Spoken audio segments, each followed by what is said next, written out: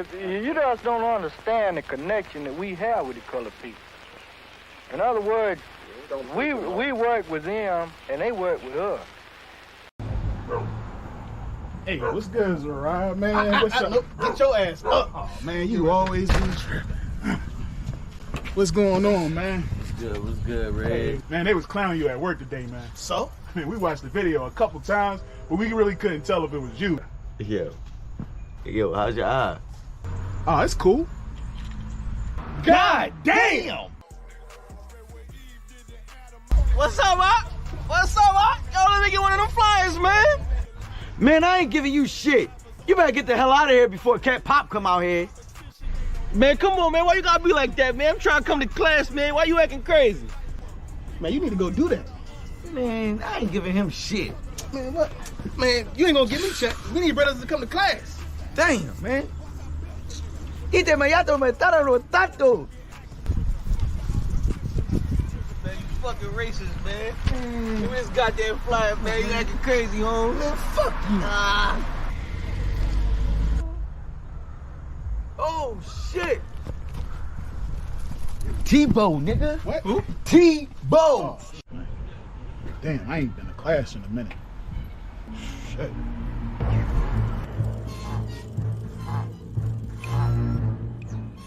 Oh, shit.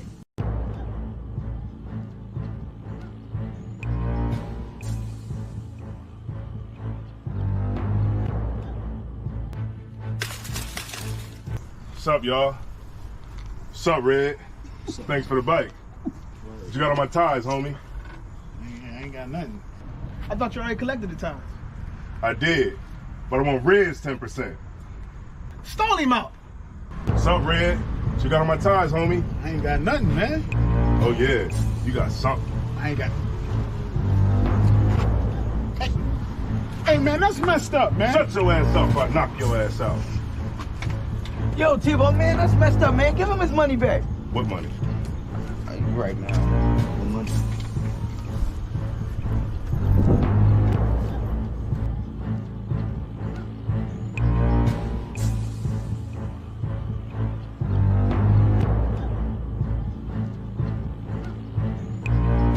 Hey, man, why ain't y'all help me? Yeah, man, I paid my tithes. Man, that's fucked up. If it was y'all, I would have helped y'all. What about the time he took the ties from me in Zariah's backyard? Oh, that was different. Man, let's jump him. Man, sit your ass down, man. Man, I got mind control over Tebow. When he here, I pay my tithes. But when he leave, I pay my tithes. Man, damn, man. I should have just paid my tithes, man.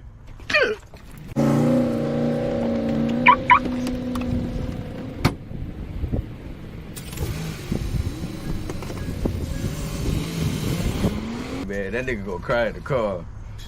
He should have paid his tithes. Shit, real shit.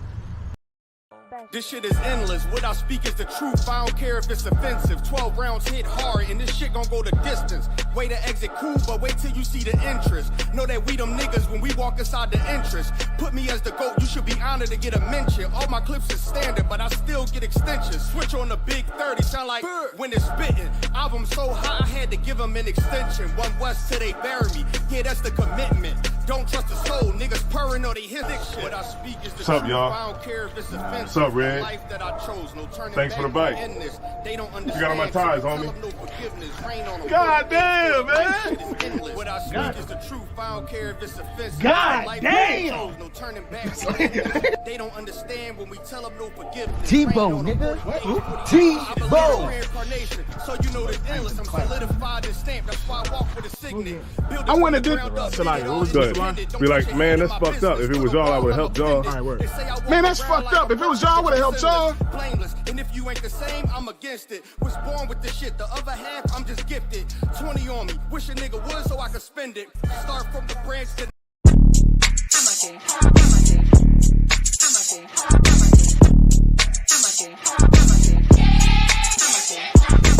Get down here to class, 1232 North King Street, Wilmington, Delaware. Shalom, Lord Christ, to my brothers and sisters, man. Y'all need to come down to 1232 North King Street, where the truth resides, man. ISUPK Delaware. We definitely representing doing some big things. 202 North DuPont Boulevard in Smyrna, Delaware. That's right. You know what I mean? Come and be a part of this rising thing that we got going on here in Delaware. I hear everybody claiming that they love the Lord and love God and all that. Well, get in here and show it. You know what I mean? The scriptures say faith without works is dead. So if you ain't doing nothing, your faith is dead. So get up and do something. What you need to do is get your ass up and get in the class. You understand what I'm saying? You ain't doing nothing else.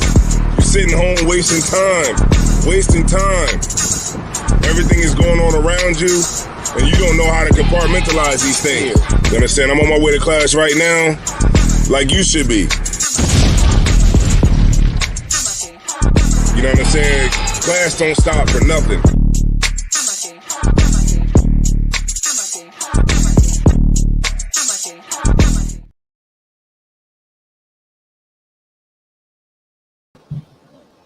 Shalom Yahweh Ba'Shem Yahweh Salaki.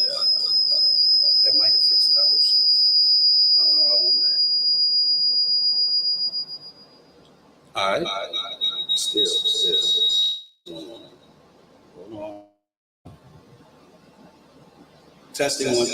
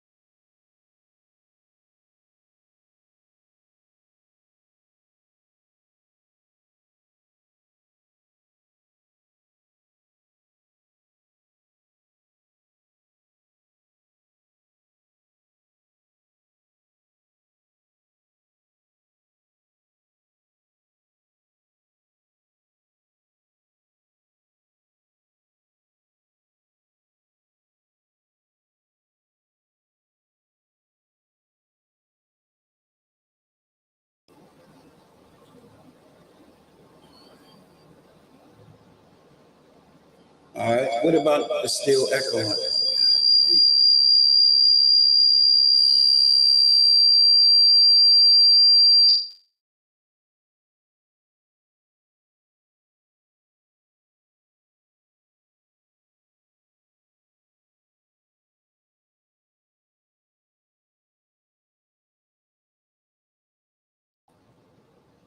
All right. Can you put a 1 in the chat if you can hear me? And if I'm echoing, sound like me.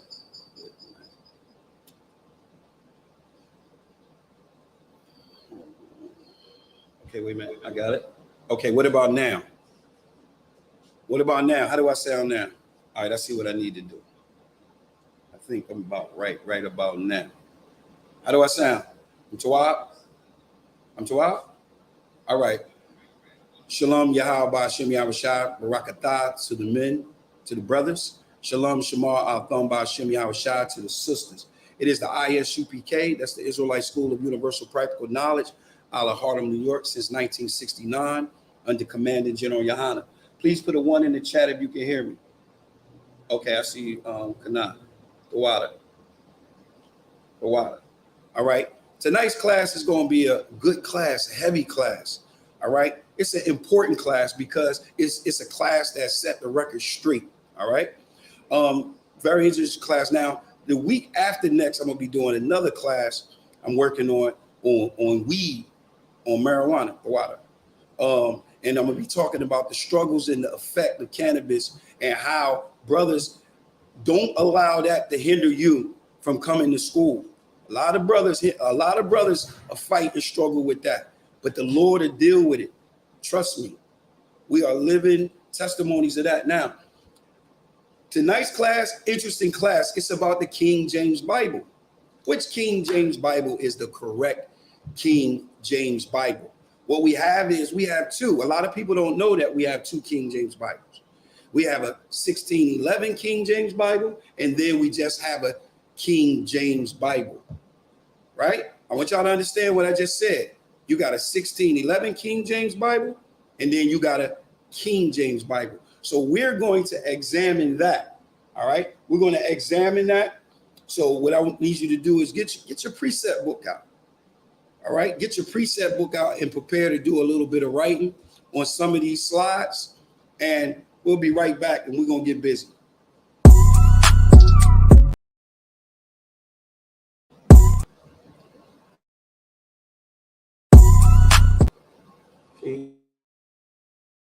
I mean, that's why the Lord just want me to go right in. The Lord wants me to go right in.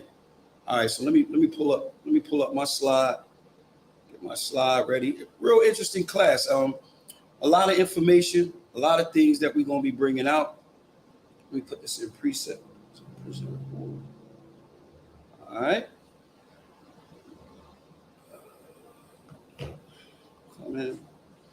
A lot of people don't know that the King James Bible itself, right? The King James Bible, actually, there's two of them. You have a 1611 King James Bible and you got a regular King James Bible. So somebody would say, well, what's a regular King James Bible? The regular King James Bible would be the 66 books of the King James Bible that Christians use. Remember, the Christians have a book, and in their Bible, it is 66 books. In the 1611 King James Bible, there are 80 books. So 14 books was taken out, right? Hold on. Try to pull this up. Give me 1 second.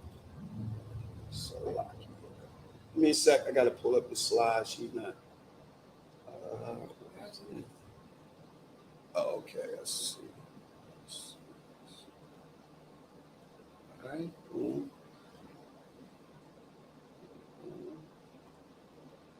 Now I'm gonna go to this one. Give me a sec. Is that it?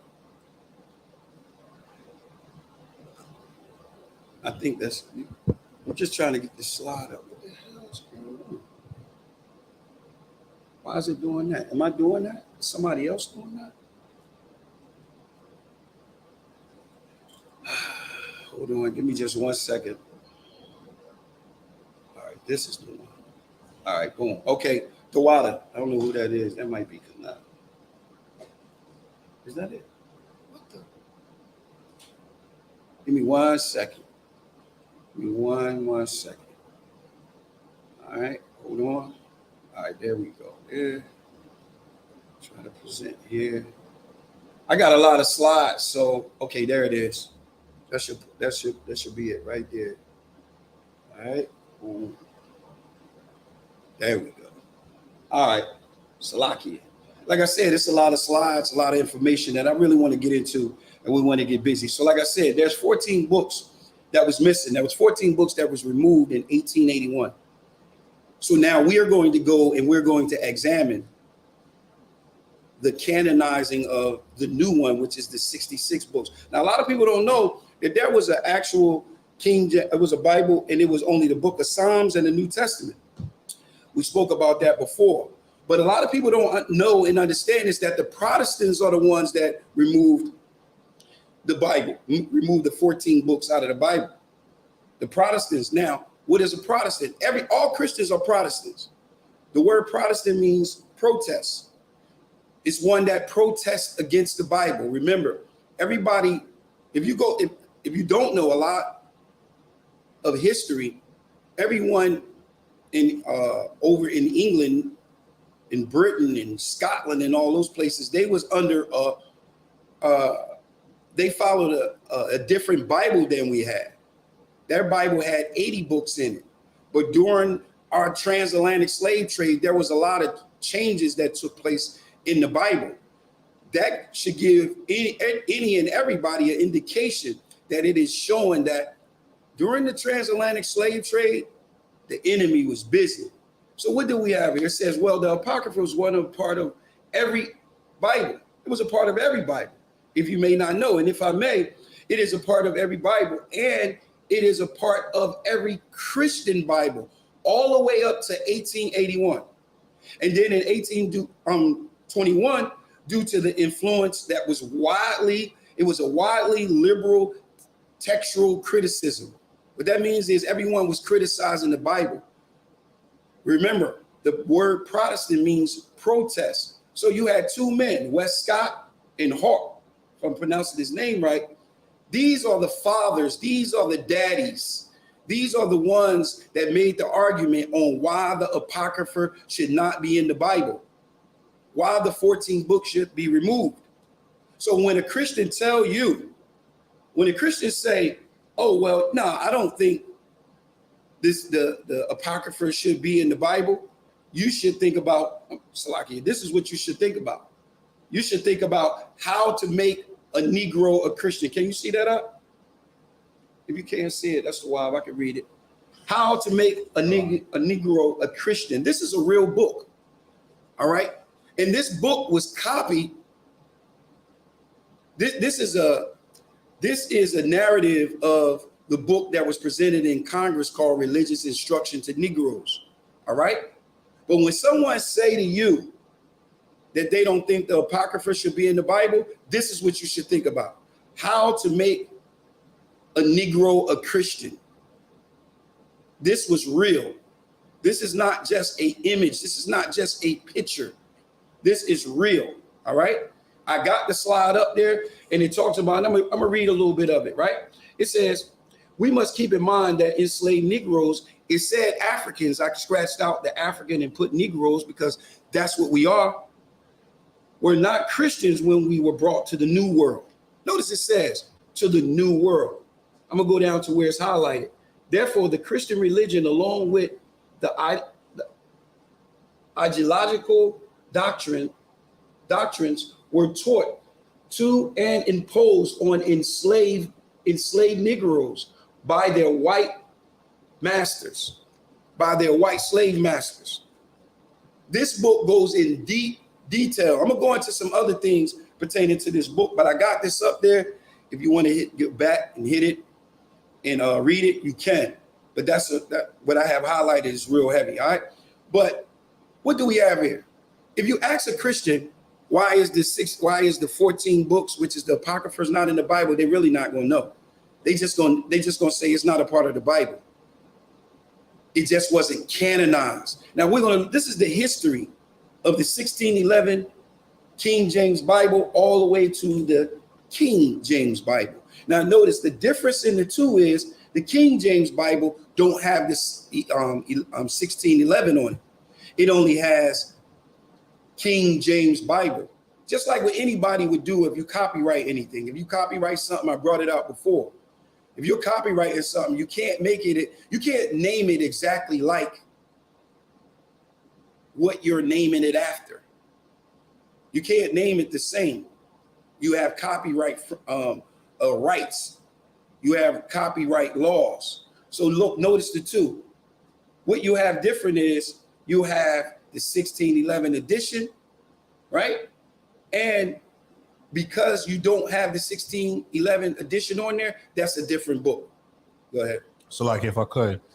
So is this book saying that basically before we was enslaved, we didn't know anything about Christianity? Is that right? Is that safe to say? It's safe to say because Christianity is nowhere in the Bible. Right. Christianity is the belief that Mary was magically impregnated. Christianity don't follow the Apocryphers. Christianity was given to us when we came to these shores. Christianity.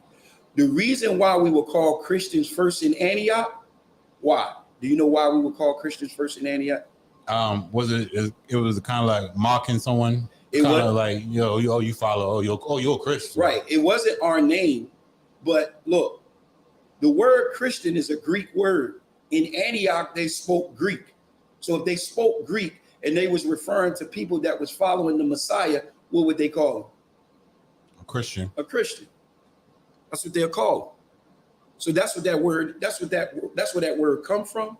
That's the origin of that word. But here you see the history. And let me run some things down to you. In 1611, we have the 1611 King James Bible.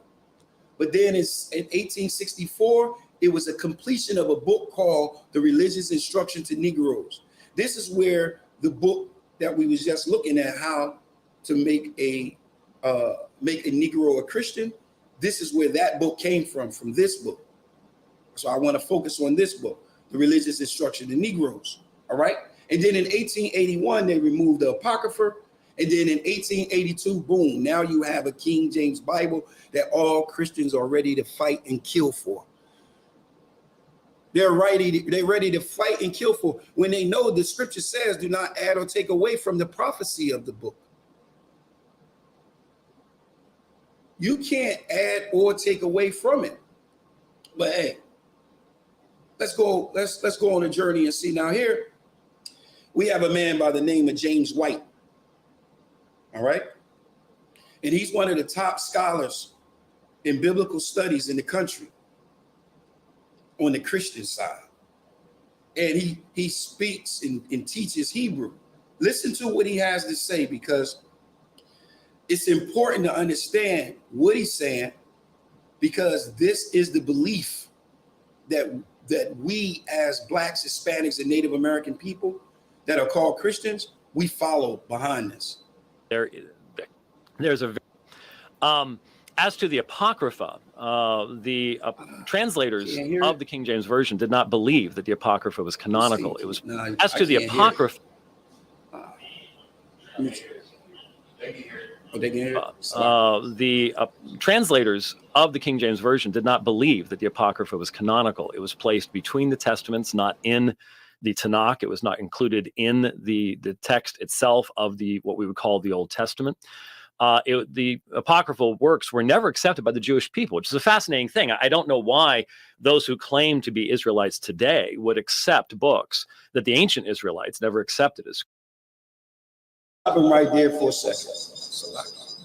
Let me stop him right there for a second. Notice what he said. The ancient Israelites didn't accept. Yo, give me John chapter 10 and verse 22. I got it up on the screen, right? This guy that's supposed to be the top theologian, the top scholar, one of the top Christians in the country, he just said that the ancient Israelites didn't deal with the apocryphas, right? That's what he said. That's what he said. But when you go to John chapter 10 and verse 22, let's examine that. Now, listen, whenever you're talking to a Christian and you really want to confound them, take them to this scripture. You got it up? You said John chapter 10 and verse 22, it says, and it was at Jerusalem, the feast of dedication, and it was winter. You got it?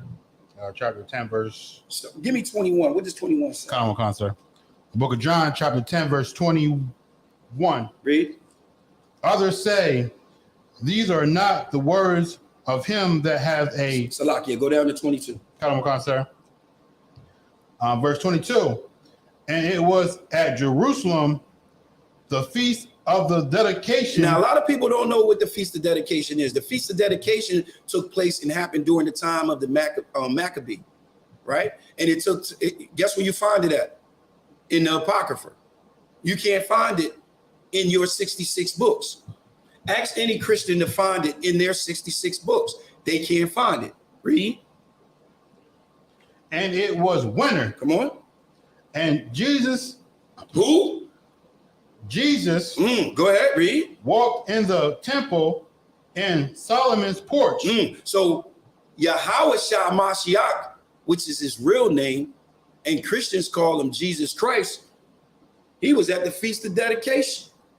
So it's obvious Mr. James White has no idea on what he's saying. All right. Let me play scripture. There was a clear differentiation between what the Jewish people laid up in the temple, for example, and the apocryphal books. The apocryphal books were never laid up in the temple. Josephus did not see them as canonical. There's a very long tradition, even amongst the Christians, found in Jerome, in Origen, in Melito Sardis, recognizing that the apocryphal books were not canon scripture.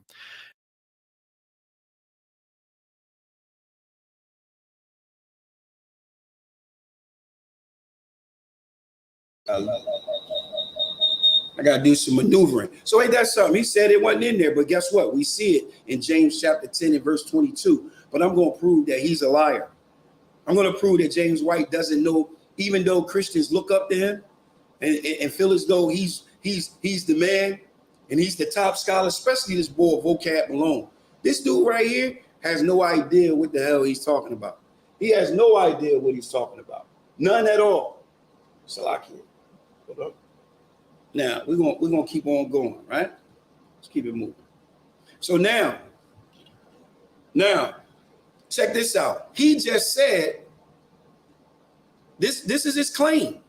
So let's take a look. Here, the Feast of Dedication appeared in all of these Bibles before we were colonized. Before the colonizers canonized the Bible and took it from 1611 to regular King James Bible, the Feast of Dedication, meaning the apocryphers inside of the Maccabees, was in all of these Bibles.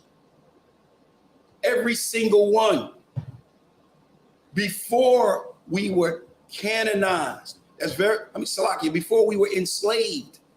Remember, these things took place during the time of our enslavement of our mind, right? Of our mind. So these are the daddies. These are the fathers. These are the two men. These are the two men that made the decision and made the argument to remove the Apocrypha. I mean, I want you to understand the impact of that.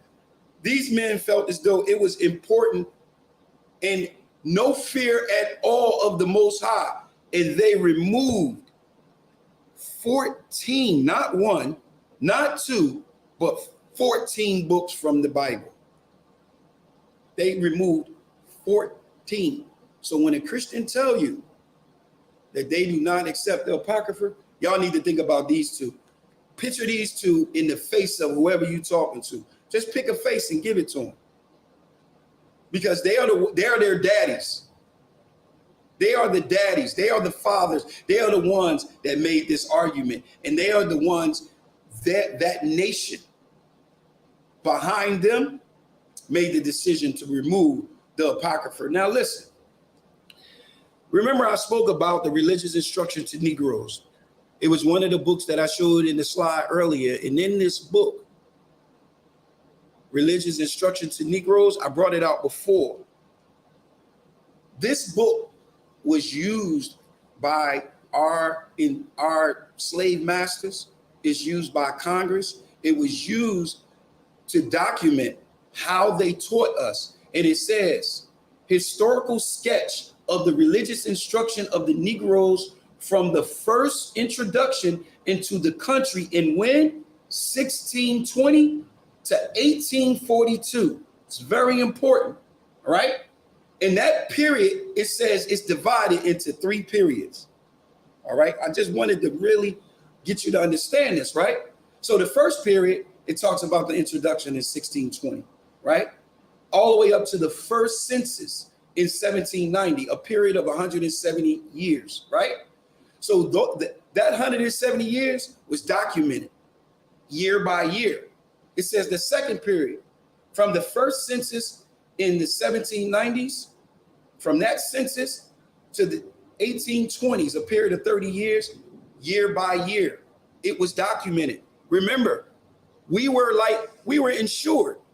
So because we were insured, it had to be documented. And because it had to be documented, we had to be instructed, and those instructions had to be documented.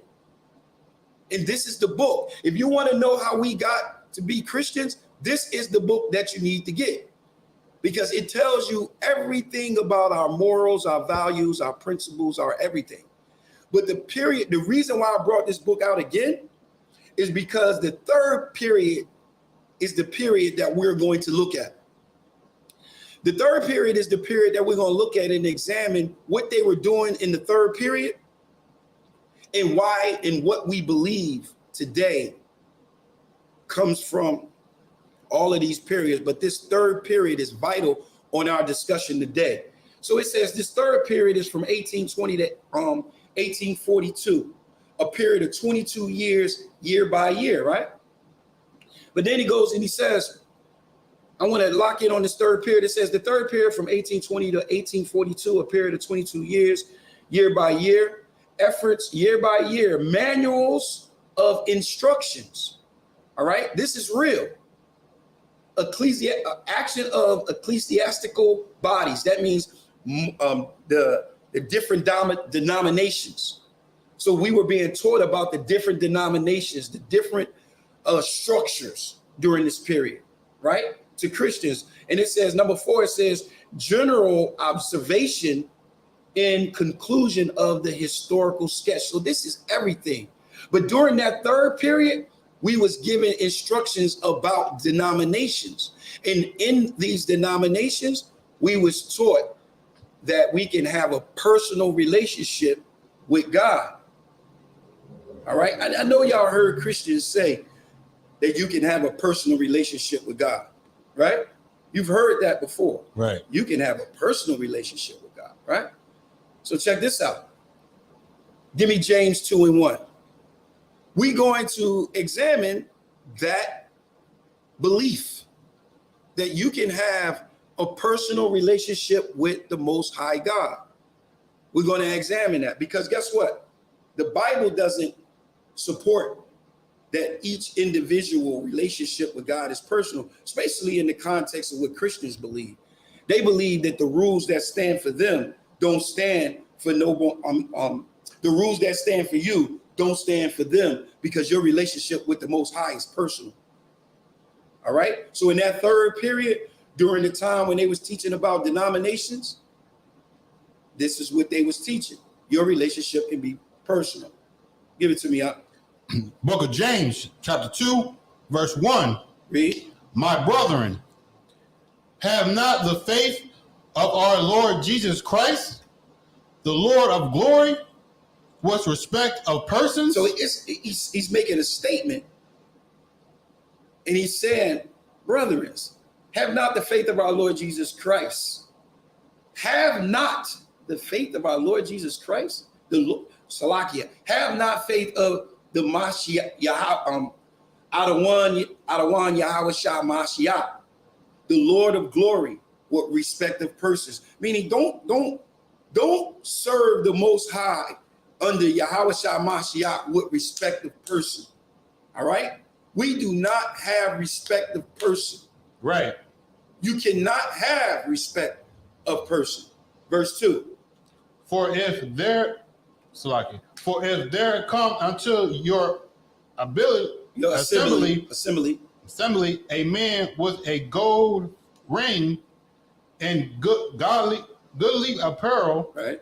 And there come in also a poor man and vow remnant. So what he's saying is, if someone come in and they're dressed nice, they got on gold, they shining, you know how we bling. But then you have someone come in and they not blinging, and their shoes is a little run down, and they got a hole in their jacket. But both of them come in, right? And then you say to the one that is dressed nice, like church do, like they do at church, yo, y'all come and sit down in the front. That's a respective person.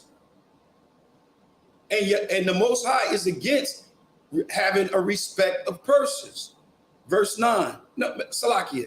Yeah, verse 9. Verse 9. Drop down. Wait a minute. Yeah. Go ahead. Drop down.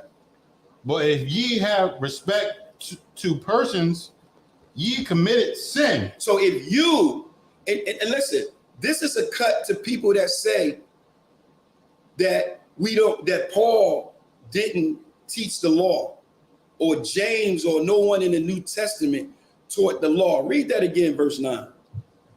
But if ye have respect to persons. So if you have respect to person, meaning if you have respect unto that one that is blinging, that's respect to person. Read. Ye committed sin. You do what? Ye committed sin. You committed sin. And we all know what a sin is. Sin is transgression of the law. Read. And are convicted of the law. Of what? The law. You are convinced of the law. That's your conviction. All right? It is the law. This proves that we were teaching the law as a transgression. That's what it's saying, as a transgression. I want you to go now. Let's show them the law on what they were speaking from. Deuteronomy chapter 1 and verse 17. It says, ye shall not respect a person in judgment. I'm going to read it again. Ye shall not respect persons in judgment. Right? Go ahead, read. But ye shall hear the small as well as the great. You got to hear them both. You got to see them both. You got to look at them both. You can't take one over the other. You can't make a judgment call and say, you know, I'm going to take him, bring him up front, and leave him in the back. Read. Ye shall not be afraid of the face of men. Read. For the judgment is God's. And the cause that is too hard for you, bring it unto me. Read. And I will hear it. Read. Verse. So again, that's the why. So that is the law, right? Give me Exodus 2 and 25. This is the reason why it's no respect of person. The Most High has respect unto us. Unto me, you, us. That is the respect that a person that Yahushua Mashiach got to operate in. And that is the one that the Most High operate in, because they are one. You got it? Read. Book of Exodus chapter 2 verse. Exodus. Exodus chapter 2 verse 25. Read. And God looked up upon the children of Israel. So the Most High looked up on the children of Israel. Read. And God had respect unto them. So he had respect unto them. So if the Most High pick us over all nations or all people on the face of the earth, it's lawful. Because in the law, it says he has respect unto who? Unto them. And who is the them? Children of Israel. The children of Israel. That's the respect of persons. Give me 1 Peter 1 and 17. Show y'all another one. Oh, we're going to get to the Apocrypha in a second, because I want to show y'all what took place. But I want y'all to understand that belief and that teaching that people say that their relationship with the Most High is personal. It's not. The Most High has a personal relationship with us. You got it up? It says 2 Peter. 1 Peter. 1 and 17. Salakia. Go ahead. 1 Peter chapter 1 verse 17. And if ye call on the Father, who without respect of persons judges according to every man's work, pass the time of your sojourning here in fear. So he's saying, and if ye call on the Father, whom without respect of persons judgment according to every man's work, you pass the time of your sojourning. So that respect of person, that only deals with Israel, right? Right. So now, when you go to Romans chapter 15 and verse 4, it says, for whatsoever things was written for aforetime were written for our learning, that we, through patience and comfort of the scriptures, might have hope. That is, it is written, is mentioned 146 times in the New Testament. You have to take that, it is written, and you have to apply it to the Old Testament every time. You can't apply it anywhere else. So why am I bringing that up? Because we may have received another gospel. Go ahead and then give me Galatians 1 and 9. Start at 1 and 9. What was you about to say? So like if I could, go ahead. This scripture is so heavy that you bring it out is because, like, you know, the scripture is for our learnings. Mm-hmm. We can't learn if you take it away. Right. That's heavy. And you're right. That's what they did. They took away things. They took away 14 books. And by taking away 14 books, Now, when we received this gospel, it was a whole nother gospel. When we got to it, when they taught it to us, it was something completely different. How? How can you say that? They took 14 books out. If you took 14 books out, how can you have the same book? You got that Galatians 1 and 9? Come on, concept. Oh yeah, we got another gospel. We got a whole different belief. Give it to me, Book of Galatians, chapter 1, verse 9. Read. As we said before, so say I now again. Mm-hmm. If any man preach any other gospel, read, unto you, then that ye have received, let him be cursed. Accursed. Let me explain something to you. We were given a whole nother gospel. The gospel, if you took 14 books out, it's obvious it's a different gospel. It can't be the same book because it's information. And look, where they took it out, it's the bridge between the old and the new. It's so much, it's vital information there that needs to be brought out, right? Vital information. Verse 10. Verse 10. For do I now persuade, Slakia. For do I now persuade men or God? So here in the Isupk, this is where we're at. And this is a very important question with Paul. Salakia, what Paul is saying right here. For do I now persuade men or God? Read. Or do I seek to please men?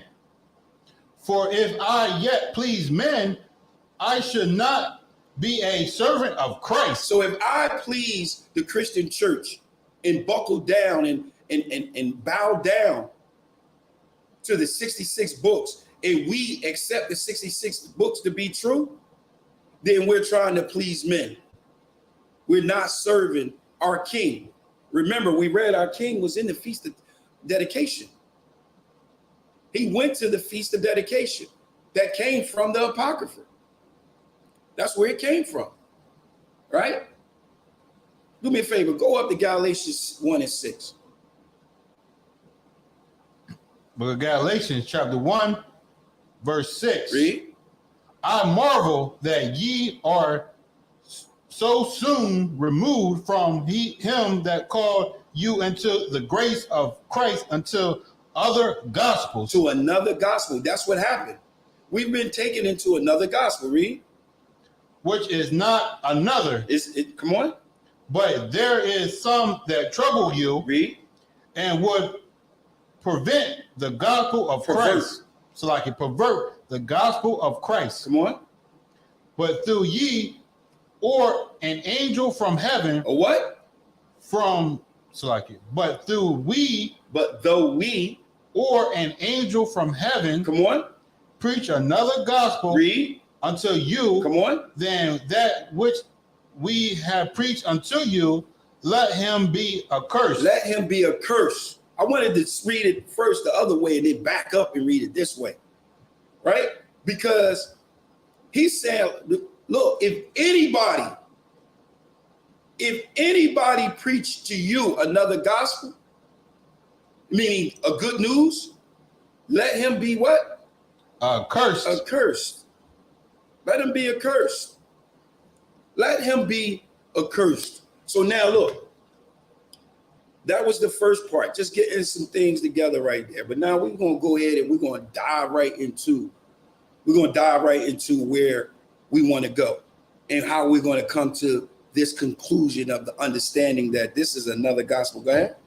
If I go, sir. Now you got me wondering, is like, you know, if they taken away and then they got another gospel, and it's like, no, who's accursed now? Who's this person that's accursed? Got to be somebody, right? It got to be somebody. It got to be. For some reason, my slides stay mixed up, so y'all got to work with me. I might have to go to it, but this is where we're gonna start at. I actually wanted to start at. Hold on, Salakia. Okay, the Dark Ages. The Dark Ages. Now, in these Dark Ages, a lot of people, when they talk about the Dark Ages, they don't understand where that phrase come from. So we're going to read where it come from, and we're going to pull a scripture on where it talks about the Dark Ages in the Bible. Give me Malachi 1 and 4. While you go into that, I'm going to read this. It says, the Dark Ages is a term for the Middle Ages, or occasionally the entire Middle Age. Western Europeans, after the fall of Western Roman Empire, because the Roman Empire was broken up into two. And the last one was the Western Empire that characterized it as marked by economic, so it collapsed. Economics, intellectual, and cultural decline, it declined. But the point is, that phrase comes from those that colonized this land. Those that colonized this land came up with that phrase because the ages was dark for them. They didn't have any history. None at all. Malachi 1 and 4. Book of Malachi, chapter 1, verse 4. This is the Dark Ages, and this is the Renaissance era in the Bible, when they went down and when they came up. Read. Whereas Edom said, we are impoverished, but we have returned and built the desolate places. All right, stop right there for a second. So he said, whereas Edom said, we are impoverished, but we will return and will build again the desolate places. Now notice what he says. Whereas Edom, which is Esau, said, we are impoverished. Well, when were they impoverished? I want to show you something, then we're going to come back to that. All right, go to Job 30 and 1. He said, we were impoverished, right? Let's read about during those times when they was in that state. How and why was it called the Dark Ages, right? Why was it called the Dark Ages? Check this out. Job 30 and 1. You got him? I got him up too if you need to. Book of Job, chapter 30, verse 1. Read. But now they that are younger than I have me in derision. Derision. Was it that? Division. It's an R there. Derision. It means to be mocked. Okay. Go ahead. Those fathers I have disdained to have set with the dogs of my flock. So check out what he's saying. He says, but now they that are younger than me, younger than me, let me start over. But now they that are younger than I have me in this derision. It means whose father I would have disdain to have set with the dogs of my flocks. So what it's saying here is those that are younger than him, they mock him, they tease him, right? And he says, these ones that's younger than him that mock him, these are those that he would not even eat with his dogs. He would not allow to sit down next with his dogs, all right? This particular group of people that he's talking about, these ones that's younger than him, that's least than him, that's less than him, and they're mocking him. That's what it's saying. Let me read it again. But now they that are younger than I have me in derision, whose fathers I would have disdained to have set with the dogs of my flock. So he's saying those that are least than him, they mock him. And those, their fathers, the fathers of them that are least than him, he wouldn't even let them sit next to his dogs. All right, that was a kind of tough precept. But verse 2. Ye whereto might the strength of thy hand profit me, in whom old age was perished. All right, so he's saying, yea. This said, when it says whereto, he's saying, what might the strength of their hands profit him? Like, how could their youth, their strength, their good health profit him, in whose old age was perished? Meaning, in time, in their age, their good health, right? Their good health and their strength had perished. So remember, it's talking about a group that is that's less than him, right? Verse 3. Verse 3. For what the famine they were solitary. So he's saying, for what poverty and famine. So that poverty, that means poverty and famine. They were solitary, meaning they were isolated. This happened to them through that. All right. So through poverty and through famine, they were isolated. Read. Fleeing into the wilderness. They fled into the wilderness, this group. Go ahead. In former time. Go ahead.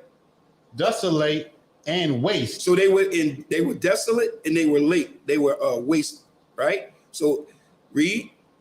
Verse 4. Who cut up marshes? Mallows, which is a plant. Mallows by the bushes. So they cut up plants by bushes. Read. Juniper roots for their meat. So it's talking about trees. So they ate bushes, they ate trees. Read. They were driven forth from other men. They were driven forth from among men.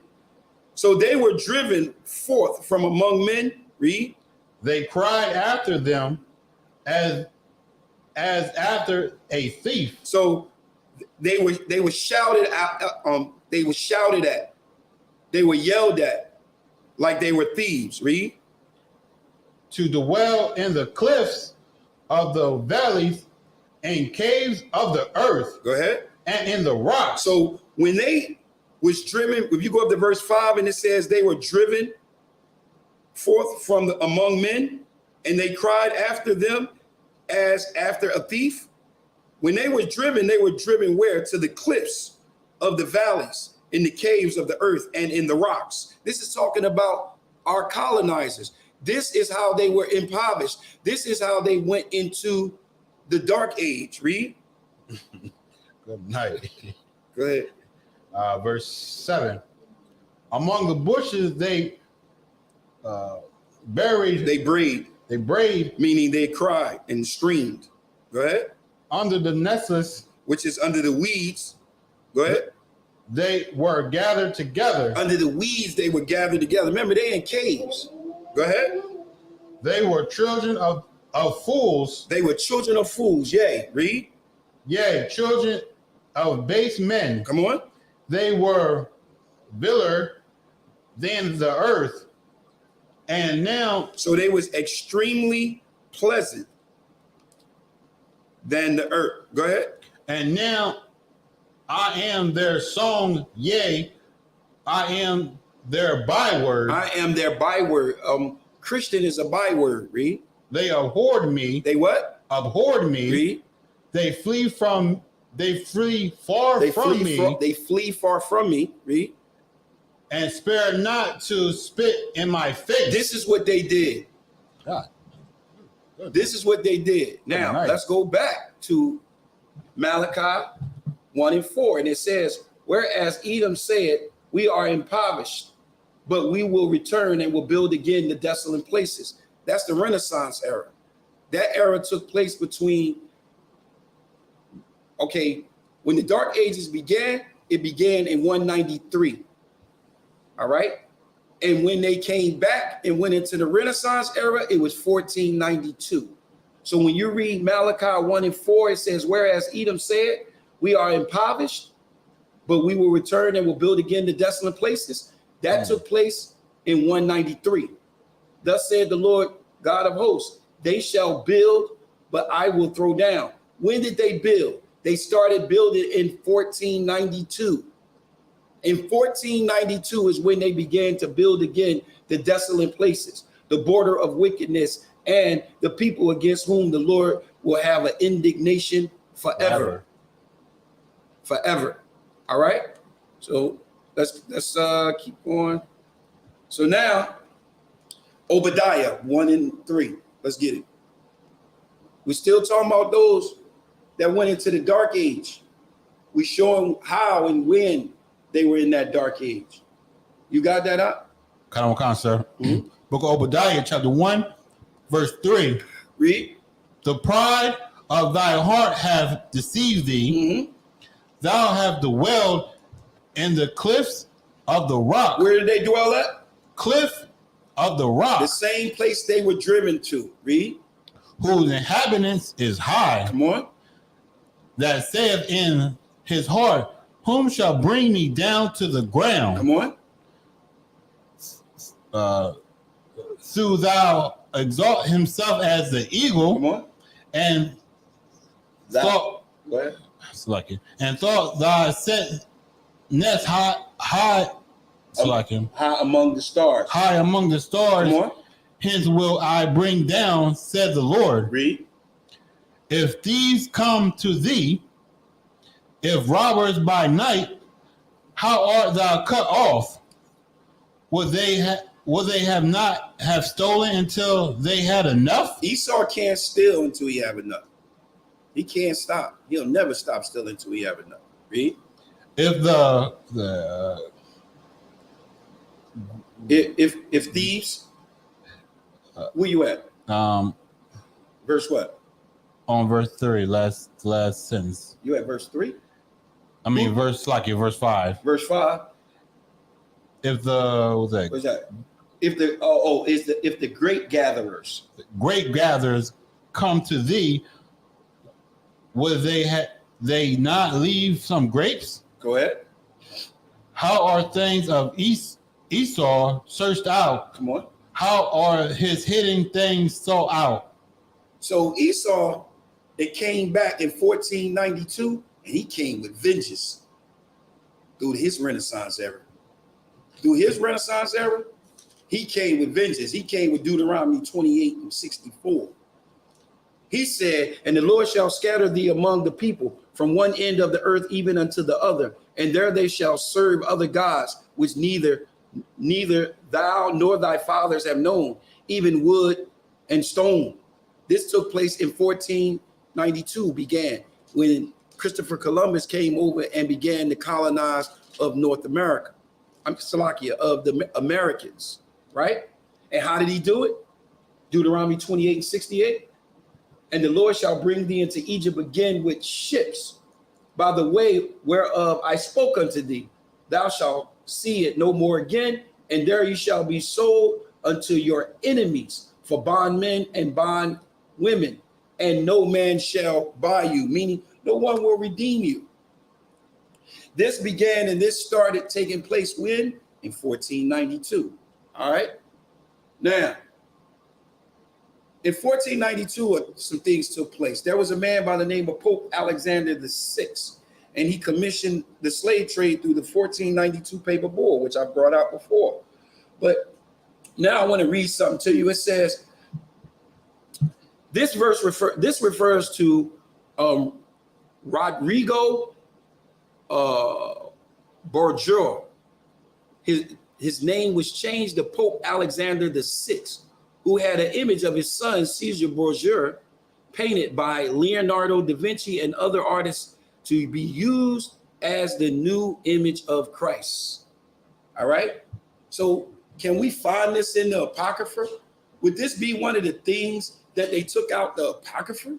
So well, I already talked about the Renaissance era, and you can see that right there. But the whitewashing that took place and began, it really started digging in 1493. This is the book of Malachi. The Maccabee. This is Maccabee chapter 3 and verse 48. It says, and they laid open the books of the law, wherein be heathens had sought to paint the image of their images. So they laid open the book of the law, which is the book of the Bible, right?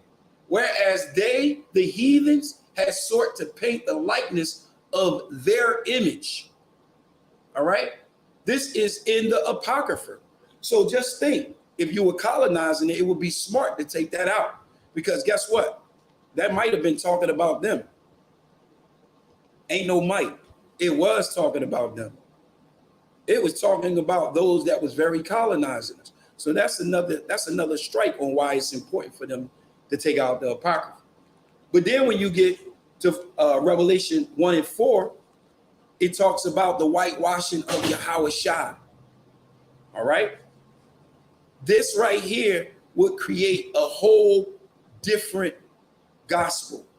This would create a whole different book.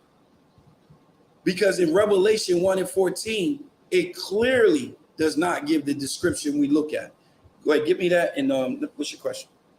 My question, sorry, go ahead. My question is, so after, what year was after the Dark Ages? 1492. So could we use from 1432? Could we use 1432? Was it Salaki? 192. 192. 193. Salaki. That's when it started. When did the Dark Ages ended? 1492. So 1492. Could we use Job 9:24? We're gonna get to it. Come on, sir. You read my mind. Come on. Revelation 1 and 14. Book of Revelation 1 and 14. Remember the whitewashing of Yahweh Shai, and then I'm going to read Daniel's 10 and 6. Go ahead. Book of Revelation, chapter 1, verse 14. Mm-hmm. His head and his hair were white like wool. Like that right there. White like wool. Go ahead. As white as snow. Read. And his eyes were as flame as a fire. Come on. And his feet was like unto fine brass. Like fine brass. Now, brass is made up of two elements, brass. Brass is identified by what? Its color. You can't feel it and say, oh, that's brass. You got to look at it and say, that's brass. Read that. As if it burnt in a furnace. So he was a dark brother. Read. And his voice as the sound of many waters. So his voice, he had a deep voice. He had a deep, deep voice, right? But then in Daniel's 10 and 6, it says that when it's speaking about Yahweh Shai, Salakia, it's speaking about Yahweh. It says his body also was like the beryl, and his face as appeared as lightning, and his eyes as the lamp of fire. And this is the part. And his arms and his feet like in color to polished brass. So his arms and his feet were as polished brass, and the voice of his words like the voice of a multitude. Go ahead. So, like, if I could, so it is safe to say fine brass is I'm not sure if I'm saying this word right, like a evocative of like a penny. Like a penny. But then it says that this brass was like it burned in a furnace, not a fire, but a furnace. So it was dark. Yahweh Shai was a dark brother. Our king was dark-skinned. He was a black man. Right. He was a Negro. Right? And then it says they came up with the letter J. All of this will present a whole different gospel. All of this will present a whole different message. Think about it. You changed the way you look. You made up a name. You didn't. This is not an interpretation. You decided to come up with a new letter and a new sound with his name. It says the letter J was invented for the Italian language by a man called Gino Durga. I hope I'm saying that right. Ticino. I know I'm not. I know I didn't twisted that. In the year of 1524, It was used in the Roman numerals, but back then it was an alternative way of writing I, not its own letter. Before the letter J even existed, his name was Yahweh Shah. That's wrong. I didn't mean to have that in there. Gotta get that out of there, man. I wish I can get that out of there right now. That's terrible. It's a lot here. All right, so here we go. Who took it out? The Apocrypha. Let's go to Wisdom of Solomon 14, verse 15. Now remember, we just read about Pope Alexander VI. He commissioned Leonardo da Vinci to paint a picture of his son so that they can present it as Christ, right? Not only did he present a picture and painted a picture of his son and presented him as Christ, this was presenting another gospel. And if it's another gospel, we got to give you another book. Read that. Wisdom of Solomon, chapter 14, verse 15. Verse 15. For a father afflicted with untimely mourning. So he was mourning. Right? It was untimely. Something happened that was sudden. That was a surprise. And now he's in mourning. Read. When he had made an image of his child soon taken away. So his child that was killed, he had a image drawn of his child that was taken away. Read. Now honored. Now what? Honored. Now he's honored. Read. Him as a god. But this image that was used, now this image was honored as a god. Read. Which was then a dead man. Which at that time, that man of that image that he was being painted was dead. Right? But that man that was dead, he has now made that man in that image a god. Read. And delivered to them, to those that were under him. So anyone that was under this great man, that was serving this great man, he took that image and he delivered it to them. And when he delivered it to them, he gave them what? Ceremonies and sacrifices. He gave them ceremonies and sacrifices. That's what he gave them. He gave them Christmas. He gave them Easter. He gave them all of the traditions that the Christian church do today. That came in that other gospel. That came with that other message. That came with something different. And then it was whitewashed. And you can see the whitewash and you can see the eyes. I wanted to focus and lock in on King James eyes, right? When they whitewashed him, you can see the whitewashing in the eyes. Those eyes are really similar. They tried to make them really close to each other. But the one on the left would be the real King James, and the one on the right would be the King James that was whitewashed. So this is being whitewashed. Yahweh Shah was whitewashed. King James was whitewashed. Here's the image of Mary and Yahweh Shah being whitewashed. Completely different. And you can see the whitewashing. You can see how it was and how it is now. Go ahead. You want me to finish verse 16? Go ahead. Wisdom of Solomon, chapter 14, verse 16. Thus, in the process of time, an ungodly custom grew strong. Right now, Christianity is very strong. It's very, very strong. People die behind that because they say their relationship with God is personal and they moving forward with whatever the hell they doing. Go ahead. Was kept as a law. Was kept as a what? Was kept as a law. Mm-hmm. Go ahead. And gravely image were worshipped by commandments of kings. So remember, this image was passed down all over the earth. This was the image that deceived the whole planet.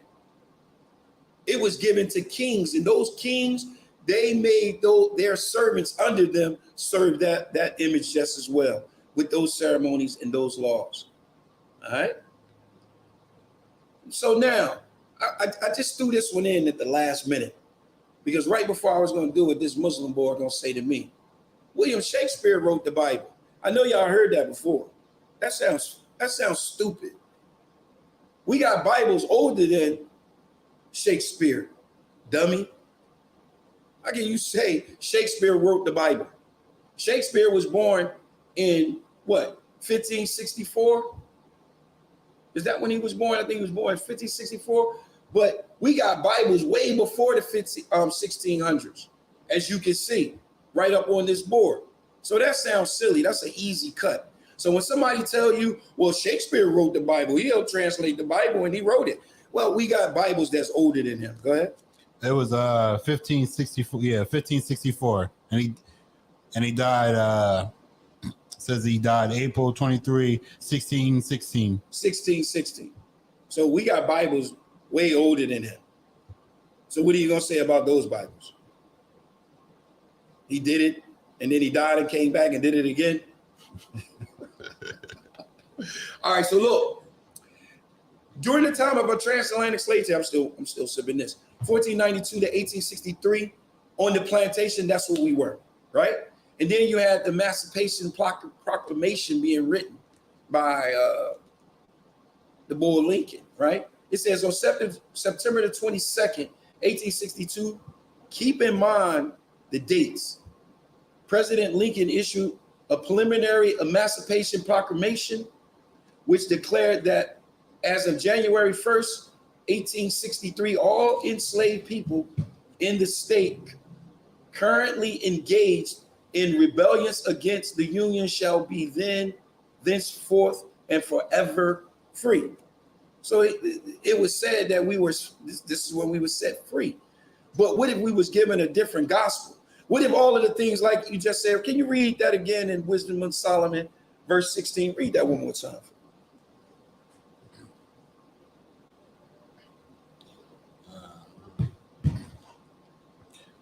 Book of Solomon, chapter 14, verse, you want 15 or 16? Give me 16. So remember, sir. What if on the plantation we was given a different gospel?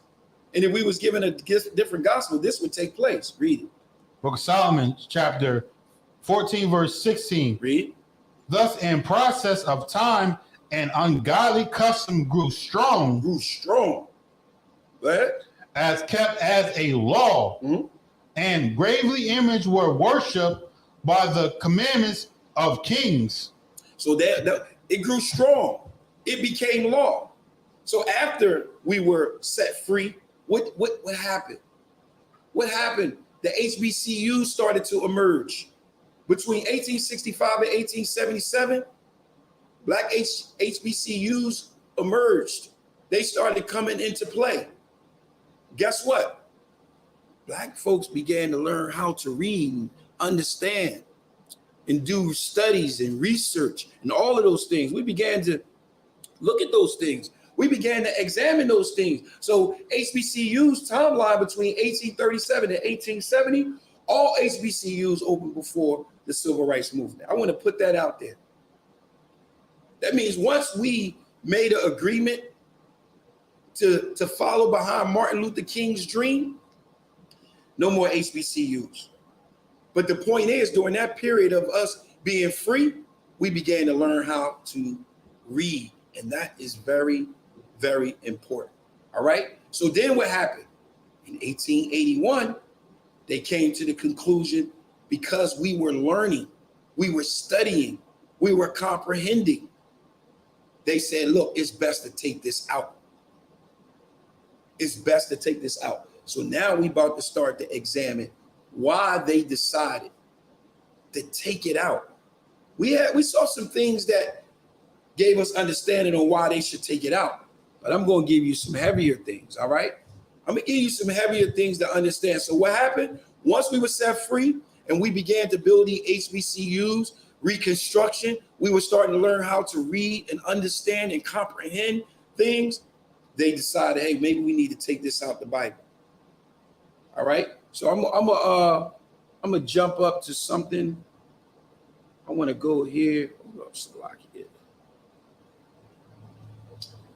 Because we run out of time, so I'm gonna move it up.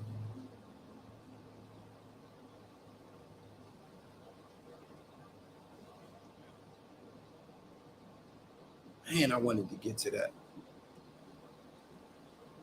I can't get to that neither today. And what that was talking about the other books. I mean, Salakia, in the Apocrypha, what Christians, I'm gonna do a part 2 to that. Christians wanted to, Salakia, why Christians say that they got to take out the Apocrypha. All right. So I'm gonna skip over that. I had a video on that, but I'm gonna skip over that and I'm gonna jump right to this. The Bible has to flow like a river. Right. It has to flow like a river. And we're gonna show why they took the Apocryphas out of the Bible. All right. Christianity blocks life, right? Christianity has become like contraceptive. They have become like a condom. They is a blockage of life. And they took these books out the Apocrypha. When they took these books out the Apocrypha, as you can see, from 1611, they took those books out, boom, now you have a King James, right? All right, so this is what I want to get to. Go to the book of Daniel.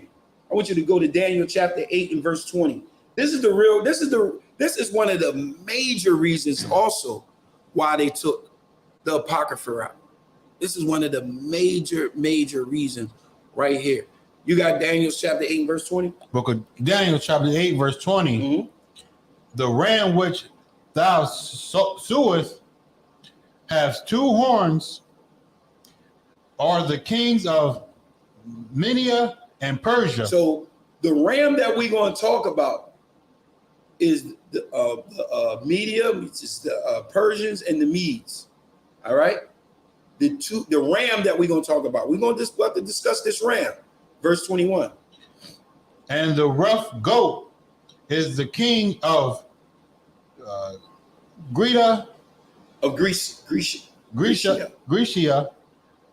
And the great horn that is between his eyes is the first king. So the goat that we're going to talk about, that goat represent Greece. It represent the Grecian, right? Greeks, right? And then the horn on the goat represents the first king. All right. So now I want you to go up to Daniel 8 and 3.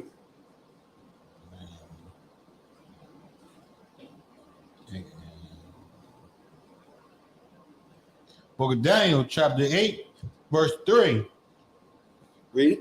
Then I lift up my eyes, and saw, and behold, there stood before the river a ram. So we know what the ram represent.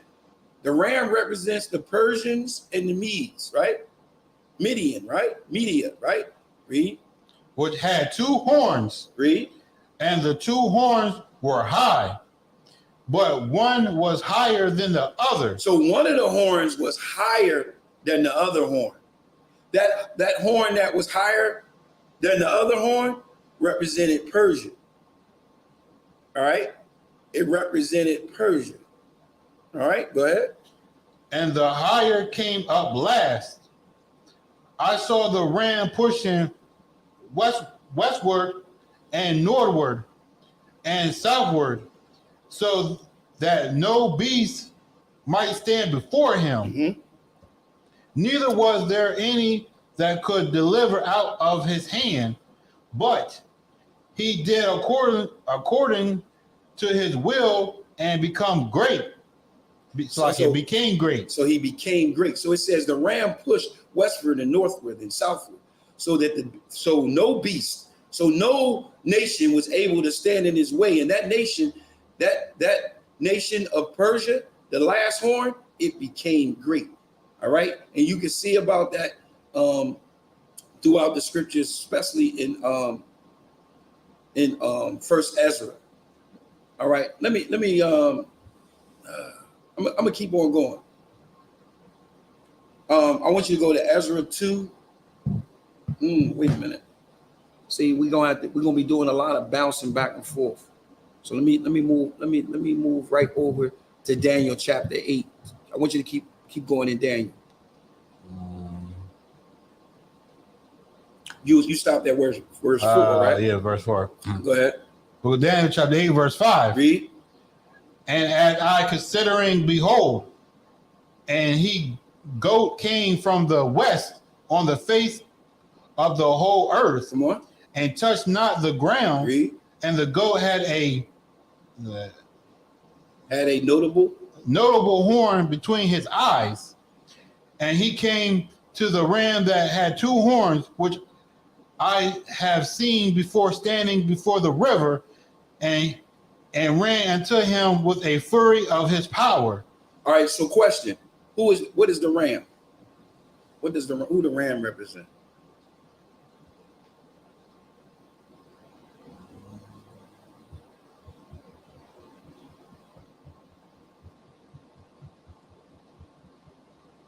Go back to verse 20.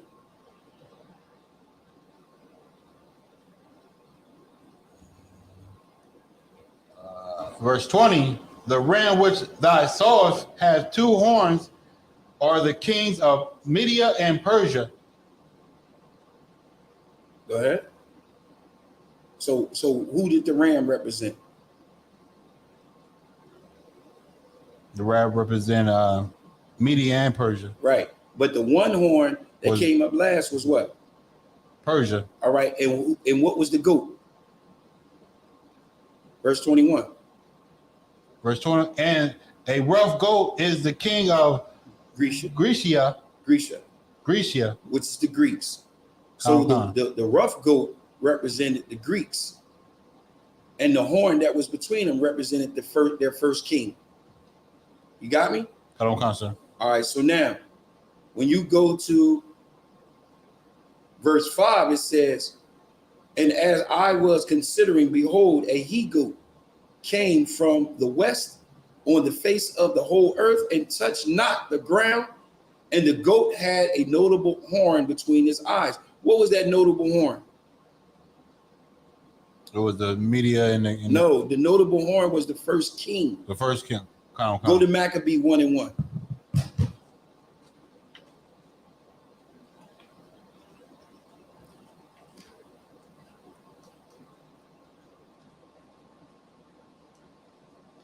Book of Maccabee, chapter 1, verse 1. Read. And it happened after that Alexander, the son of Philip, the Macedonian, who came out of the land of Chittim,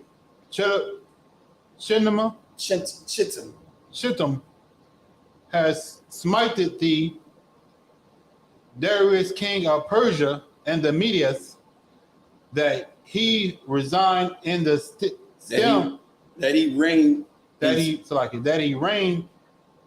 in his stead, the first over Greece. So when it talks about here in Daniel chapter 5 and verse 6, and it says, and as I considered, behold, a he-goat came from the west on the face of the whole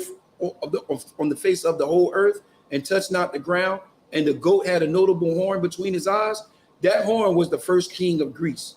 That was Alexander the Great. Got me? And then in verse 6 it says, and he came to the the ram that had the two horns. The ram that had the two horns represented the Persians and the Medes, right? Then when we go to verse 7, he says, and I saw him come close unto the ram, and he was moved with choler, meaning he was angry against him, and smote the ram and break the two horns. So the king of Grecia came, and then he conquered the Persia and the Medes. So the Greeks came and conquered the Persia and the Medes, right? And it says, and there was no power in the ram's hand. So there was no power in the Persians and the Medes' hands to stand before him. But he was cast him down to the ground and stamped on him. So when it says he was cast to the ground and stamped on him, that means they was completely destroyed. They were Hellenized. And there was none that could deliver him out of his hands. Verse 8, and therefore the he-goat waxed very great. I want you to go to Maccabee. Go back to the book of Maccabee. You're going to start at verse 2. I'm going to Daniel 8:8. It says, therefore the he-goat waxed very great, and when he was strong, the great horn was broken, and for it came up 4 notable ones towards the 4 winds of the earth.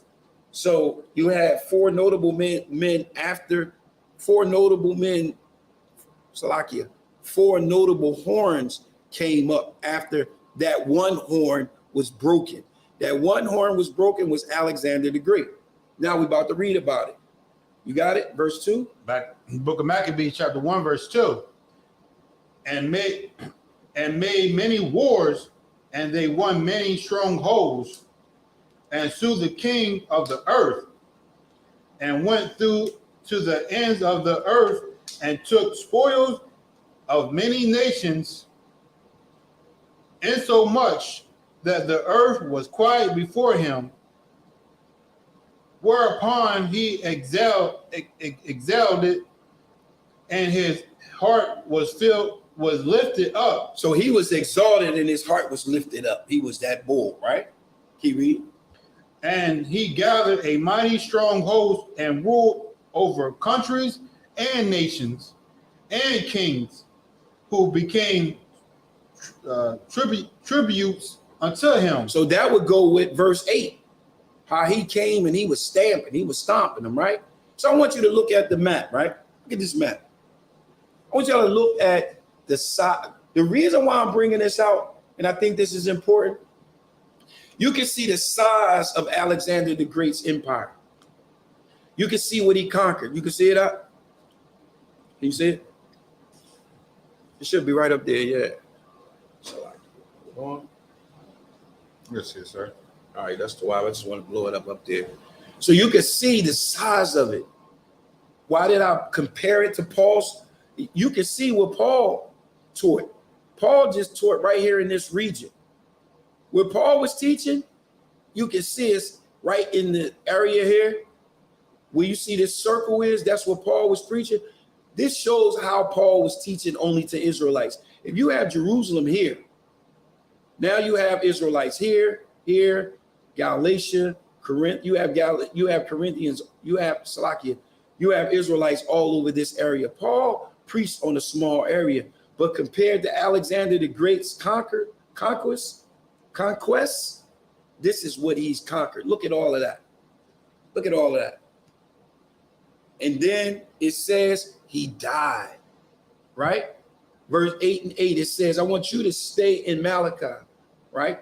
I'm going to read Daniel 8 and 8. It says, therefore the he-goat waxed very great, and when he was strong, the great horn was broken, and for it came up 4 notable ones towards the 4 winds of the heavens.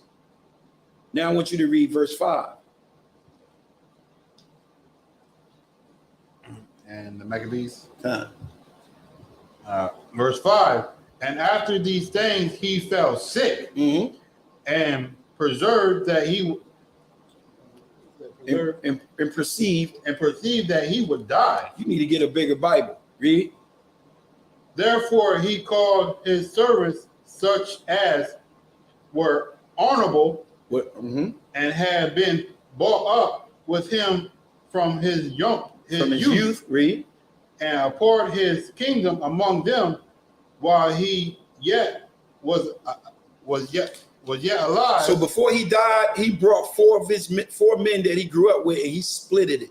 He split up his kingdom. He split up that kingdom that he conquers. Verse 7.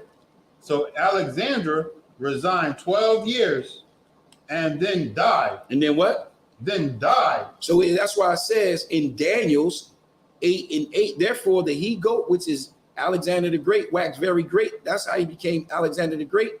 And when he was strong, the great horn was broken. That means he died. This is in the Bible. Right. Then that is in the Apocrypha. Why did they have to take it out? Isn't it solid? Doesn't it line right up with scripture? Then it says, and for it came up 4 notable ones towards the 4 winds of the earth. Well, let's see if that's the reason why they took it out. Maybe that didn't match up.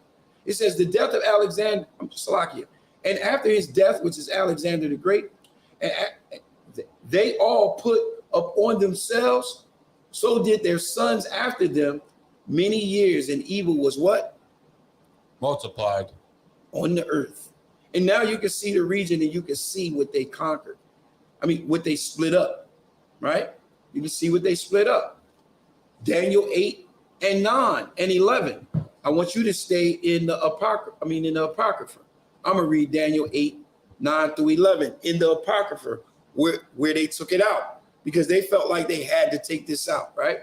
It says, and out of one of them came forth a little horn, which waxed exceedingly great towards the south and towards the east and towards the pleasant land. The pleasant land would be Israel.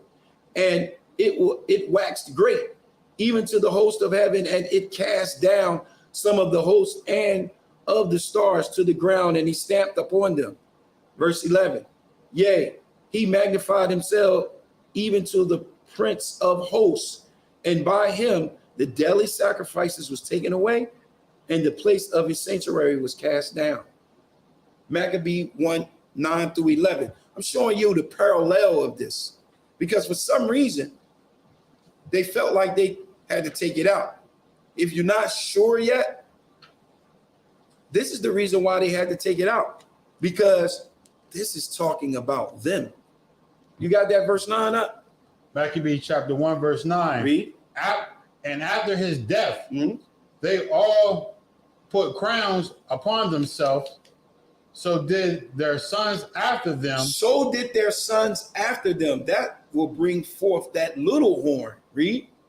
After them many years, and evil were multiplied in the earth. Multiplied in the earth. Right? Read. Verse 10. And there came out of them a wicked root, Antiochus. That's where Antioch comes from. Right? Read. Surnamed. Philipsine, son, hosted at Rome, and the region and the kingdom, Slakia. Where you at?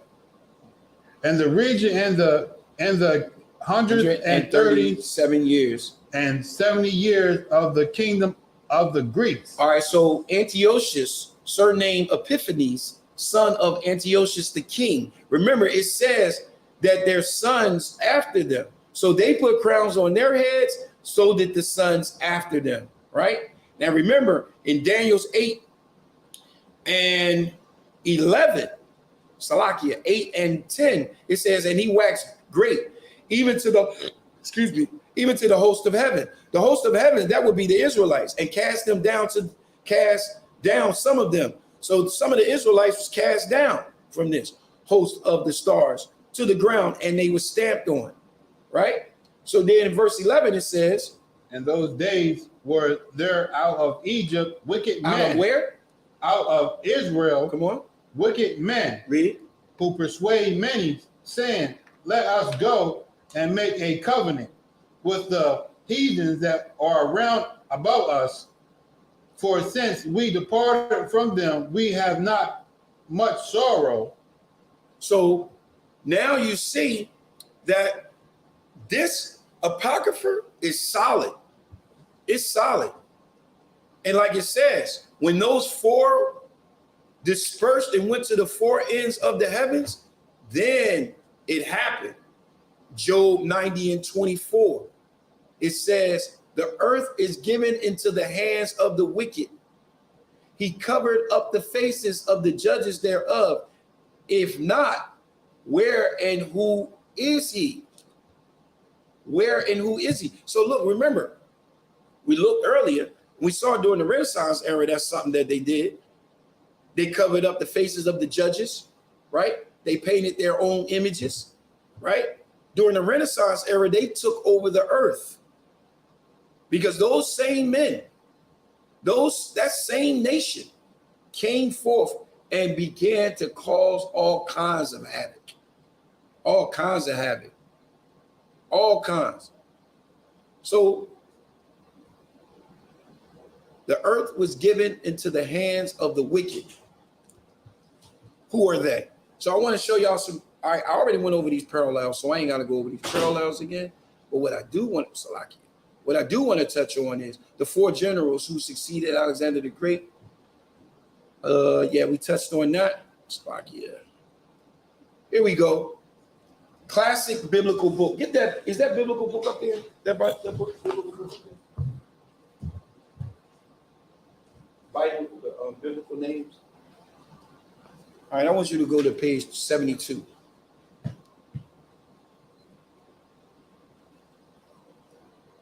I want you to go to now. This is a baby book. This is a Hebrew baby book. All right. I want you to read down the bottom of page 72. Sir. We didn't write this. The ISUPK did not write this book. Read that. This is the book, Classical Biblical Baby Names. And it says on page 72, according to the commentaries of Hebrew scriptures, Esau. Read. Is considered a significant character in the world history and the forefather. And the who? Forefather. The forefathers. Go ahead. Of the Roman Empire. So they are. They said it. Make sure that don't say ISUPK on there. They don't say ISUPK. Classical biblical baby names. We didn't write that book. We didn't write that. Salakia, can you read that up there? Can you see that, Mataziala? Because a lot of people like to say, what is our source? But what is our source? Like this source is 100% valid. None of these sources is 100% valid except the 1611 King James Bible. This information comes from where? Britannica. All right, go ahead. Of the Indo-European tribes of European origin. Come on. The Greeks were foremost as regarded both the period at which they developed an advanced culture and their importance in further evolution. Come on. The original Mediterranean population of Italy was completely altered by repeated superimpositions of peoples of Indo-European stock. Indo-European stock. That's Esau. Go ahead.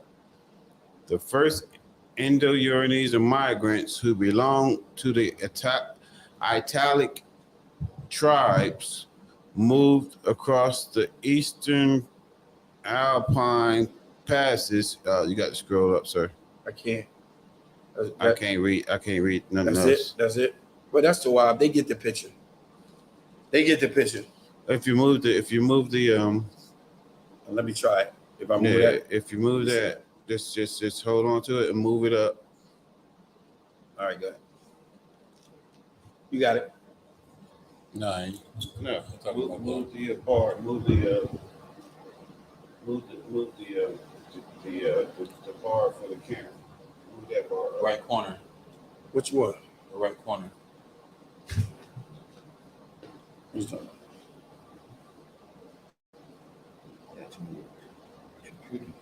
Oh, that was there. I didn't even see that. Salakia. Move across the eastern Alpine passes into the plain of the Po River about 1800 BCE. I did not know that. Yeah, that's the cameras. That's the camera. That's how you control the cameras. Yes, I throw out it. All right. So what happened? Once that took place, we went from Israelites to Proverbs. Deuteronomy 28:37. We went from being Israelites to all kinds of names, bywords, proverbs, byword, you name it. We became an astonishment. Proverbs and a byword among all nations. That's Deuteronomy 28:37. Right? And how did that take place? Because we received a different gospel. How did that take place? We received a different King James. We don't have a 1611 King James Bible anymore. Christians ain't using it. We have it. In the ISUPK, that's all we use is the 1611 King James Bible. But guess what? Christians don't. The Christian church used a Bible that just says King James without the Apocrypha. So now, we're about to close him out, right? Yeah. Well, let me. You are not a people. You are not a people. When you go to Deuteronomy 28:37, it says, and thou shalt become an astonishment and a proverb and a byword among all nations, whether the Lord shall send thee. Romans 9:26 says, and it shall come to pass that in the place where it is said unto them, ye are not a people, there ye shall be called the children of the living God. When you look at these names over here, these bywords, these proverbs and bywords that we have gotten among all nations, it made you not a people. These are not names of nations. Those are not names of nations. Not at all. Not at all. In Jeremiah 17:4, it says, and thou, even thyself, shall discontinue from thy inheritance. Discontinue from thy heritage that I gave thee. So what the Lord gave the 12 tribes of Israel, that was discontinued. He says, and I will cause thee to serve thy enemy. That's what we're doing in this land, which thou knowest not. For ye have kindled a fire in my anger, which shall burn forever. So what does continuing mean? It means to cease from doing. Heritage, property that descends to the heir, like the heir of the promise. So that right there was discontinued. That was discontinued. We became not a people. In Leviticus 26:31 through 34, you want to read that up? Come on, sir.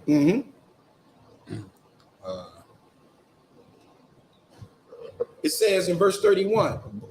Leviticus chapter 26, verse 31. Come on. And I will make your cities waste, and bring your sanctuaries unto desolations, and I will desolations. It's talking about us in our land. He said, I will bring your sanctuary to a desolation. Read. And I will make smells and saviors of your sweet dissows.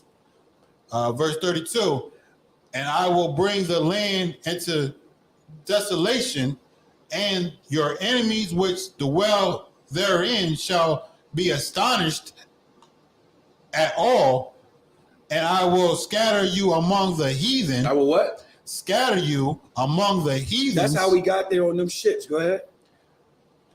And will draw out the swords after you. Come on. And the land shall be desolate, and your cities wasted.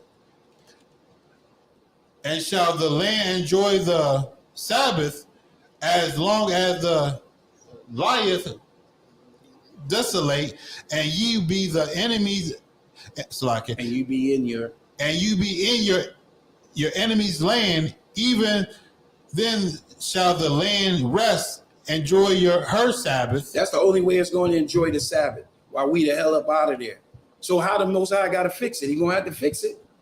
This is how he's going to fix it. He says, this is a mean cut for the virgin birth. It says, behold, the day cometh, said the Lord, that I will sow the house of Israel with the house of Judah, with the seed of man and with the seed of beast, right? So he's going to sow it with the seed of man and the seed of beast, right? Salakia. Yeah, I skipped that time for time's sake.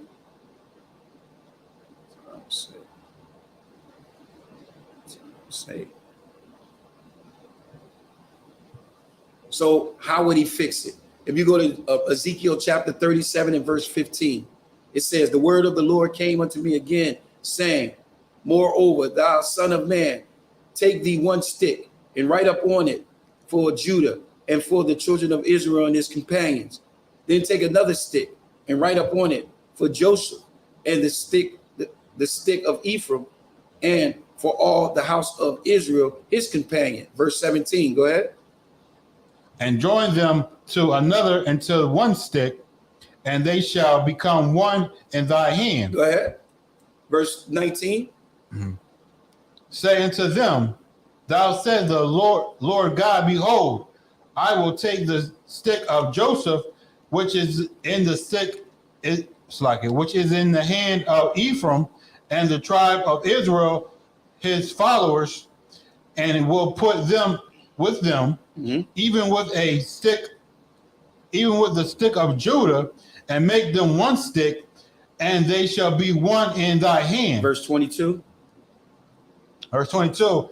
And I will make them one nation in the land upon the mountains of Israel, and one king shall be king to them all, and they shall be no more two nations. So Israel is not going to be no more two nations. Read. Neither shall they be divided into two kingdoms anymore at all. So they're not going to be divided at all. And this is going to take place in the new covenant. I don't have time to go into a lot of the slides. The slide was pretty big. I learned a lot. I'm going to have to narrow it down. I got about 80 pages on here. I'm going to have to bring this joint down to about 50. So that's what we got to keep it at. Give me 2 Chronicles 6:37. This is how it's going to be fixed. This is how you can fix this situation of you getting a different gospel, using a different King James that you shouldn't be using. This is how you can fix it right here in the Isupk, right? And the reason why is right there. You got it? 2 Chronicles chapter 6 and verse 37. Chapter 6, verse 37. Yet if they bethink themselves in the land with whether they are carried captive. So it's saying if they shall bethink themselves in the land where they were carried captive, right? And turn the pride unto thee in the land of their captivity. So turn and pray unto the Most High in the land where they are captives. Go ahead. Saying, we have sinned, we have done amiss, and have dealt wickedly. Go ahead. If they return to thee with all thy heart and all thy soul and the land of their captivity, whether they are carried them captives, they pray towards the land which thou givest unto their fathers, and towards the cities which thou hast chosen, and towards the houses which I have built for thy name. So when it says you shall bethink yourself, you got to rethink. You got to hear what we're saying and understand what we're saying to be true. And you got to rethink yourself, right? And then verse 39, it says, then hear thou from heaven, even from the dwelling places, their prayers and their supplications, and maintain their cause, and forgive thy people which have sinned against thee. So we got to rethink ourselves in this land. We got to be born again in this land. That's what we got to do. And when we're born again in this land, give me Luke 1:59. This is it. We got one more after this, and then that's it.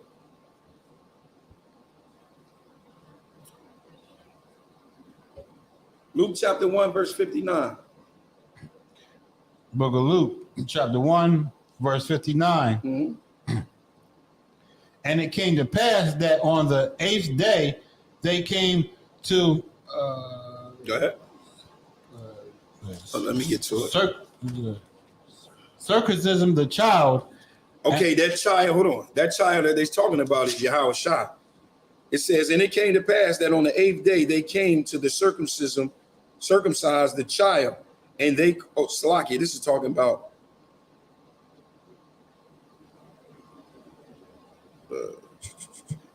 about John the Baptist. It says, and it came to pass that on the 8th day they came to circumcise the child, and they called him Zechariah. They called him Zechariah after the name of his father, Salakia. And his mother answered and said, not so, but he shall be called John. Verse 61. Go ahead. And they said unto her, there is none of the kindle that is called by his name. There's none of his kindreds that is called by his name. Go ahead. And they made signs to his father how he would give him, how he would have him give. He would have him called, and he asked for a writing table and wrote, saying, his name is John, and they marveled all. All right. So now that talks about John. I want you to shoot down to verse 67. Verse 67. And his father, Zechariah, was filled with the Holy Spirit and prophesied, saying, blessed be the Lord God of Israel, for he has visited and redeemed his people, and has risen up a horn of salvation for us in the house of his servant David. Mm-hmm. And as he spoken by the mouth of his holy prophets would have been since the world began, that we shall be saved from our enemies and from the hand of all that hate us. Go ahead. To perform the mercy promised to our fathers, and to remember of the holy covenant, the oath which were swore to our father Abraham. Go ahead. That he would grant us that he would grant unto us that we begin deliverance out of the hand of our enemies, might serve without fear. Go ahead. In holiness and righteousness before him all the days of our life. All right, so that's it. So that's how this thing is going to be fixed. You have to be in this land, and you have to rethink yourself, and you have to understand that you have been given another gospel. The King James Bible that you have with 66 books is not the King James Bible that you should subscribe to. The King James Bible you subscribe to is the 1611 King James Bible. That's the one you should subscribe to. That book was not changed, Salakia. That book was changed once we came in this land. Once we came to this new world, the colonizers felt like it was important to change it. The colonizers felt like it was important to change the Bible. All right. So, any questions?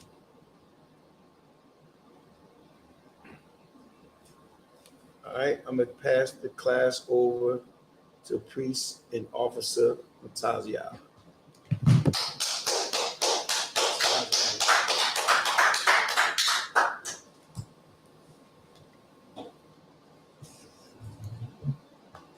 Right. Isupk security announcements. Rules for new brothers and sisters. When a new brother or sister comes into the school, they are off limits for 6 months. They are to be saluted only. They are here to learn and share themselves of the world. If they need transportation, the teacher will arrange it. After 6 months, if a brother or sister has an interest in a particular person, they are to seek counsel from the heads. Tithing, which is a commandment. Numbers 18:21, Malachi 3:8-10, means 10th in Hebrew, Ma'ashera. That's 10% of every penny the Lord gives you. Of any increase the Lord gives you. Priest fund, free will offering for the priest. It's not mandatory. It's whatever amounts you like to donate. Upcoming holy convocations. We have the memorial of blowing the trumpets, which is Friday, September 15th. It'll be held right here at 202 North DuPont Boulevard. Class start promptly at 7 o'clock. Make sure you be on time. If you come at 7, you're late. So get here at 6:30, 6:15, 6:45, 6:15. You know what I mean? Show some type of zeal for the Lord in his high holy days. All right? Let's get serious about this truth. If anyone wants to be a trooper in the school, start wearing all black boots. Oh, Salakia, if I may, we have the Midwest Fire Weekend coming up with Commander Junior Hunter will be giving a lecture on the coming of World War III.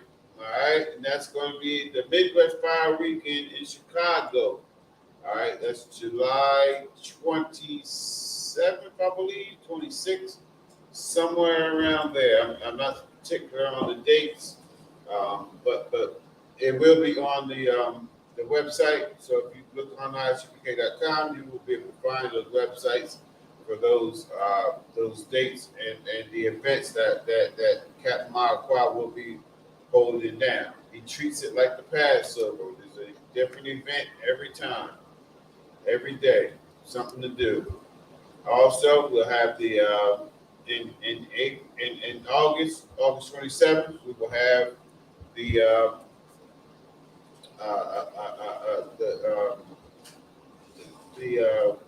what's that? The cookout for New York. Headquarters. The headquarters cookout. All right, hosted by Captain Zaria. Come out for that. If you can donate for both Midwest Power Weekend and the headquarters cookout. All right. If anyone wants to be a trooper in school, start wearing all black boots, shirt, pants, headband, or scarf. With that being said, men of Israel, Majin, sweet to stand. Men of Israel, Majin Shabbat, Majin, Barak, Yahweh Hashem Yahushua Yazmatai, Sarge, meet the term, we'll give Sister Courtesy salute. Men of Israel, Majin Shabbat, Majin, Barak, Yahweh Shema Adam Hashem Yahushua Yazmatai, class dismissed.